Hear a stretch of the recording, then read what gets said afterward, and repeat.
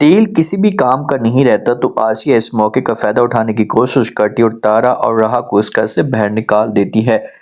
अब जिस वक्त अदील का एक्सीडेंट होता है तो डॉक्टर हसात ट्रीटमेंट करते हैं तो आकर बता देते हैं कि भाई अदील अब नकारा हो चुका है, ना बोल सकेगा, ना कुछ खा सकेगा, ना समझ सकेगा। तो आसी जब ये सब कुछ समझती है या सुनती है तो उसके बाद ये खुश होती है और ये कोशिश करती है कि जहाँ से जो वो इन दोनों को निकाला जाए, माँ और बेटी को। तारा को तो बहुत दुख होता है, तारा को तो तकलीफ होती है कि शायद ऐसा नहीं होना चाहिए था। आसिया जो होती है ना इन दोनों को धक्के देती है और घर से बाहर निकाल देती है कि ये सब कुछ आप लोगों की वजह से हुआ है, तो आप लोग ये घर हमेशा के लिए छोड़कर चले जाएं और यहाँ पर दोबारा आने की कोशिश मत करना। तारा बेचारी समझाने की कोशिश करती है क्योंकि तारा एक दफा जो वो बात करना चाहती थी अपने भाई के साथ, शक्ल देखना चाहती थी, लेकिन कोई बात आसिया नहीं सुनती और रात की तरीके में इन दोनों को घर से बाहर निकाल देती है। अब आसिया चाल चलती है, जरियोन और जेयोन का वालिद जब आते हैं तो आसिया इनके साथ बात करती है और कहती है कि देखें अदील का कल ऑपरेशन है और राहा और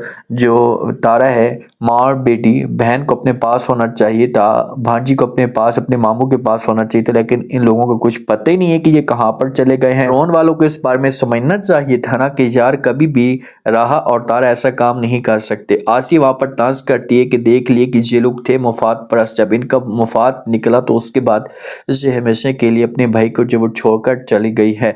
जो बतूल होती है ना, बतूल को अब दुख होता है। बतूल अपने वालिद के पास जाकर बैठ जाती है, वालिद को कहती है कि पापा जानी मुझ में ये सब कुछ बर्दाश्त करने की सलीयत नहीं है, प्लीज़ आप मेरे साथ ऐसा मत करें, उठें मेरे साथ बात करें, अगर आपने मेरे साथ ऐसा किया तो मैं मुकम्मल तौर पर टूट जाऊंगी। तारा जो होती है इसे लेकर जाती है जो अपने हस्बैंड के घर में। जब उसके घर में जाते हैं तो वहाँ पर जो वो माँ भी, तारा की जो सौतेली माँ होती है ये भी आ जाती है, बहन भी आ जाती है। तो जब राहा इनको देखती है तो राहा इनके साथ बात करना शुरू कर देती है, अपनी माँ से पूछती कि ये कौन है, तो आगे से तारा जो होती है सब कुछ बता देती कि ये वो लोग हैं जब आप पैदा हुई थी तो पैदा होने के बाद आपके वालिद को इन लोगों ने जो वो छीन लिया था। तो ये बातें राहा सुनती है तो राहा को जो वो बड़ा गुस्सा आता है। अब राहा की जहाँ पर अपनी सौतेली बहन के साथ एक नई जंग शुरू हो जाएगी क्योंकि वो तो